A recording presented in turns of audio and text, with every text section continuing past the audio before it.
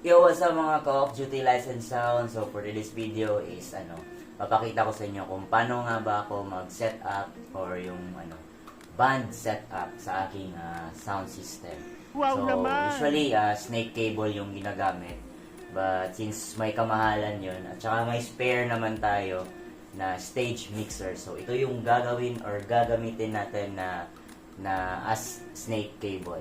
So pwede to sa mga band setup, guys. So without further ado, let's go!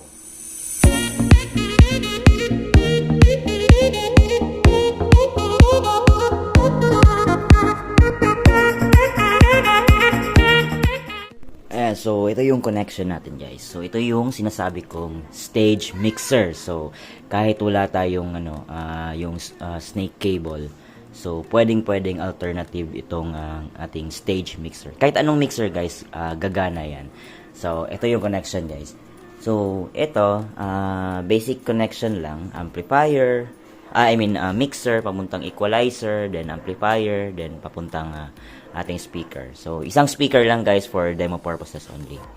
Ayan, so same pa rin, main out papuntang equalizer, then equalizer to amplifier, then to speaker.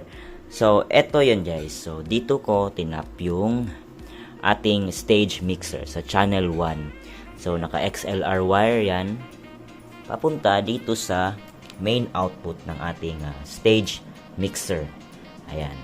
So magbo-volume tayo dito, guys. Okay? So pihitin mo natin tong master volume. So isa lang kasi naka-connect lang naman to sa left channel eh. So walang nito. So ito lang. Tapos magbo-volume tayo ng 0 dB. Ayan. So naka-unity gain lang tayo. Ito nilagay ko lang sa 12 o'clock. So doesn't matter for demo lang naman. So okay. Ayan.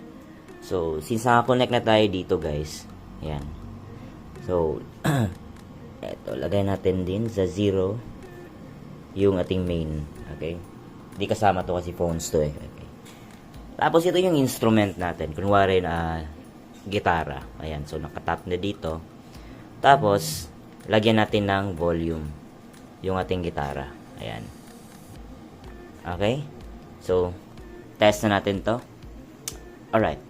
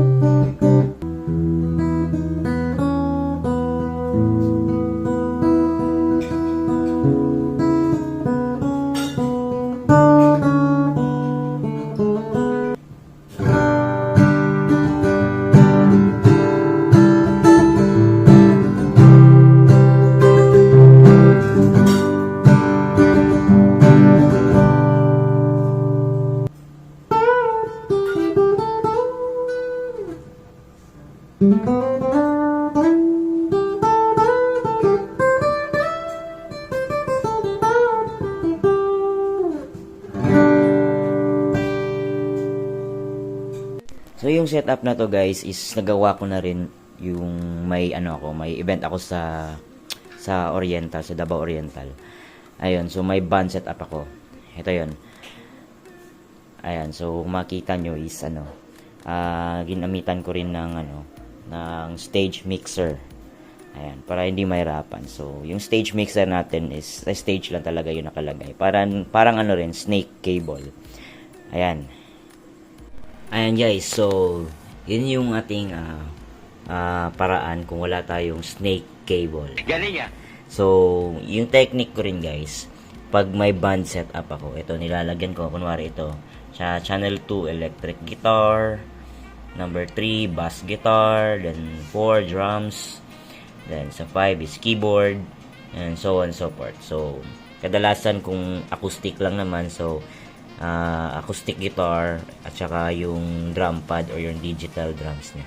Ayan, so kahit saan. So ito lang para hindi tayo mawala, nilalagyan ko to ng mga labels. Ayan. Tapos tinitimpla muna bago yung final na pihit. Ayan, so nagtitimpla tayo. So, ayun guys. So, goods na rin yun. Alright! So, na yun na guys, no? So, yun yung mga connection ko kung paano natin pinagko-connect yung mga wires or XLR wires sa from main mixer papunta dito sa ating stage mixer. So, napaka-useful ito guys, lalong-lalo na talaga sa mga walang budget na pambili ng snake cable, tulad ko. And so, ilang gig na ata or ilang event na ata ako gumagamit ng stage mixer na as doon na yung magtatap yung mga banda, yung mga instrument nila, yung drums, acoustic guitars, etc. Dito nila tinatap. Ayan. So, yung microphone lang nila is dun talaga sa aking main mixer. Ayan. So, mga instrument guys, dito sila nagtatap. At saka dito na rin nila tinitimpla. Usually talaga, yung ginagamit kung walang snake cable, yung yung guitar amp, tapos nilalagyan lang ng microphone, tapos papunta din sa main mixer. So, ito, napakagandang alternative nito guys. So, ayan. So, till next tutorial, mga Call of Duty Lesson Sounds. Alright.